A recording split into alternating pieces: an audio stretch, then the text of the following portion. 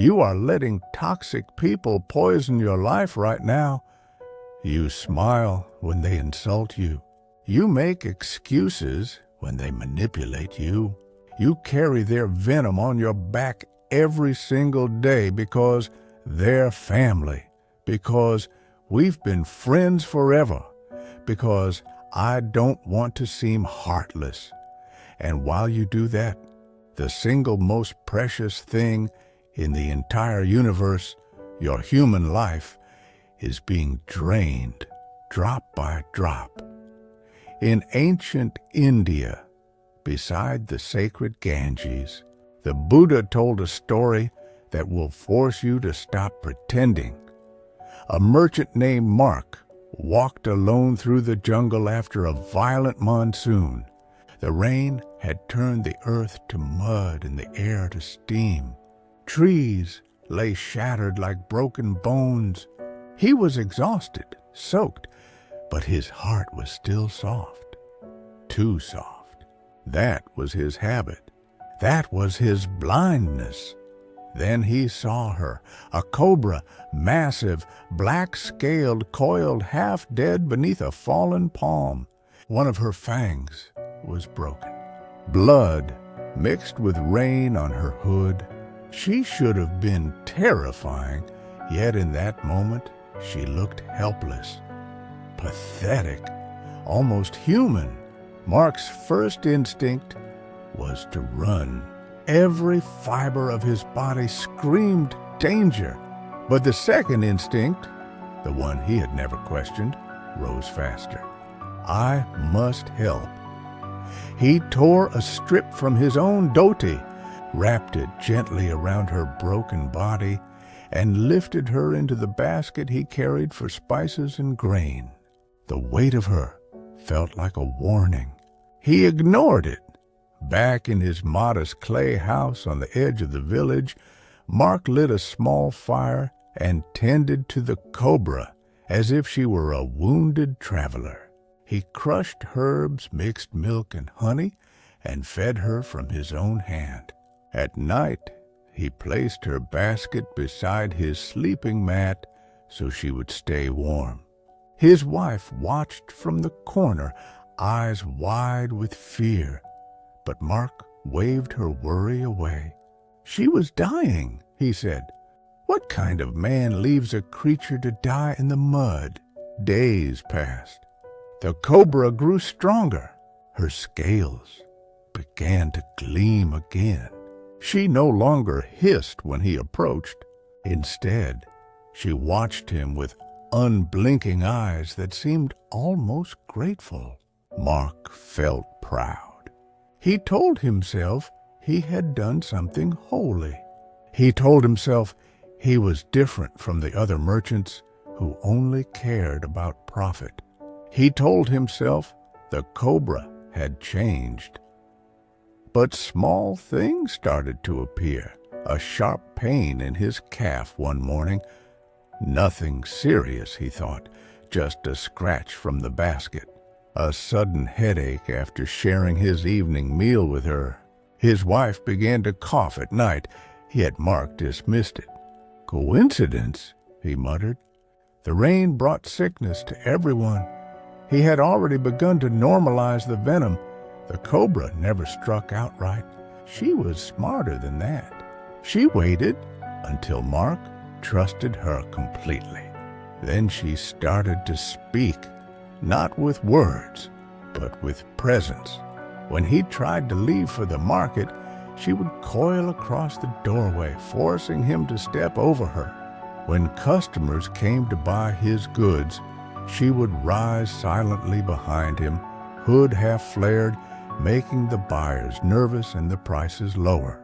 When his wife suggested they move the cobra outside, Mark grew angry. She has nowhere else to go, he snapped. We are her family now. His friends stopped visiting. His children no longer laughed in the house. The air inside the walls grew thick and heavy, yet Mark kept smiling, kept justifying, kept carrying the weight. He had built an entire identity around being the compassionate one. He could not admit that compassion had become chains. This was the lie he told himself every single day. If I am good enough, she will become good. Weeks turned into months. The cobra grew bolder. She began to rest on his shoulder while he worked. She whispered doubts into his ear. Your wife doesn't appreciate you. Your friends only want your money. I am the only one who truly sees you. And Mark listened. He started arguing with his wife over nothing. He pushed away the very people who loved him. He stopped going to the river at dawn to give thanks for another human day, the practice his father had taught him, the rarest miracle of all. Being born human was slipping through his fingers while he stroked the scales of a creature whose nature was to kill. Then came the afternoon that changed everything. Mark went to the Ganges to wash his wares after market. The cobra insisted on coming, coiled inside the basket. The river was swollen from recent rains, brown and angry. He set the basket down and stepped into the shallow water. For a moment, the world felt clean. The current pulled at his ankles like it wanted to remind him of something important. The cobra slithered out. She moved faster than he had ever seen. In one fluid strike, she sank her fangs into the soft flesh just above his knee. The pain was instant, white-hot, like fire poured into his veins. Mark staggered backward, fell into the river, and the current dragged him under. He came up gasping. The cobra was on the bank now, hood fully flared, eyes burning with the truth she had hidden for months. No more pretending, no more gratitude, only venom, only her nature. Mark clutched his leg. The world spun.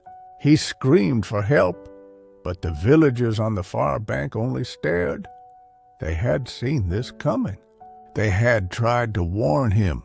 He had refused to listen, and in that exact moment, with fire racing through his blood and the sacred river trying to swallow him, Mark was finally, completely present. No excuses, no stories, just the raw, brutal fact. He had invited death into his home and called it love. A lone monk stood on the riverbank, staff in hand, saffron robes glowing against the gray sky. He had been watching the entire scene in silence.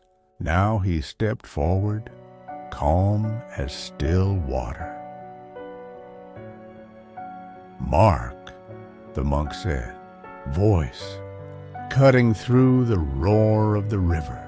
"Look at her," the cobra hissed, swaying, ready to strike again. "She did not change," the monk continued. "You did. You changed the moment you decided that your kindness was more important than your survival.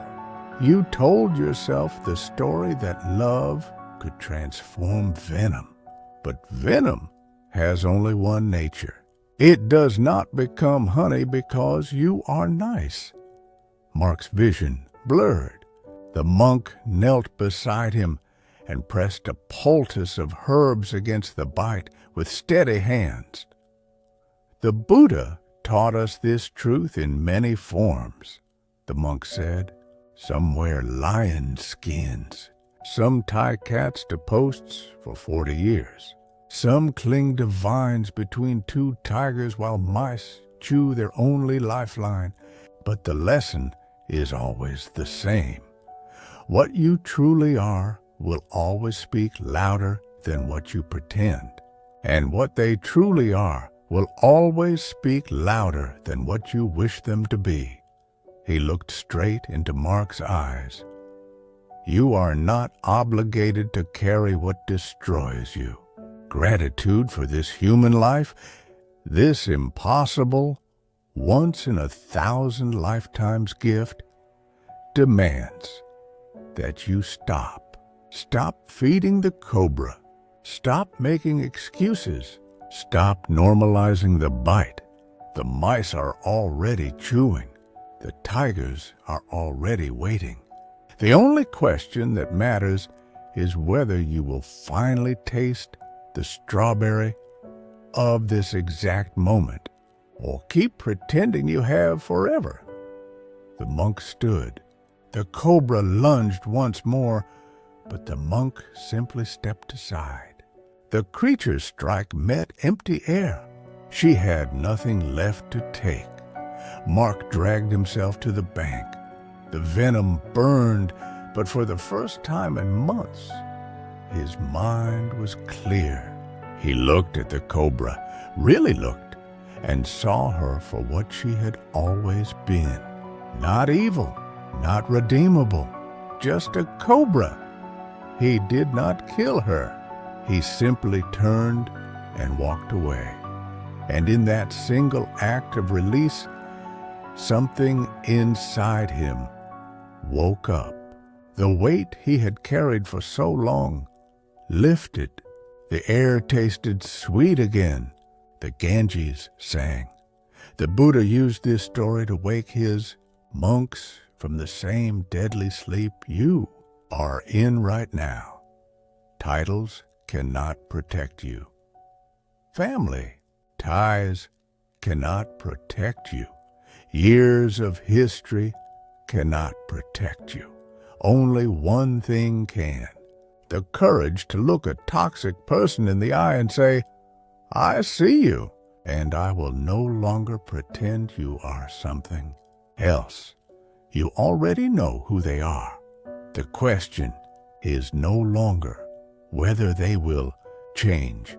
The question is whether you will right now, before the next bite, before the vine snaps. Before this impossibly rare human life slips away while you are busy making excuses for people who never deserved your kindness. In the first place, what are you going to do with the next 60 seconds? Because the cobra is still in your house, and only you can set her down.